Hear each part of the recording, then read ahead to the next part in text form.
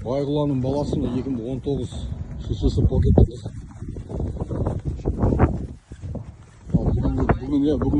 Бүгінгі баға 20 миллион. 20 миллион болған. Келе бәрін сөйлесем.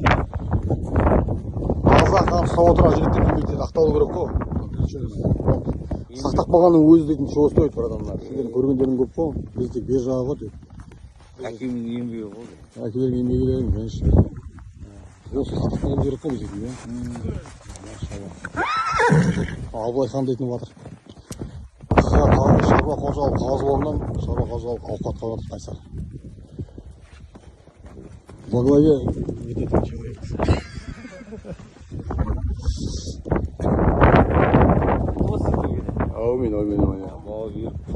Әумин.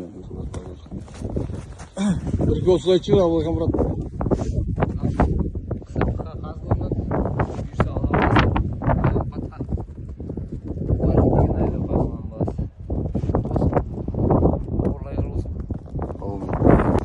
Я Сабук легенда.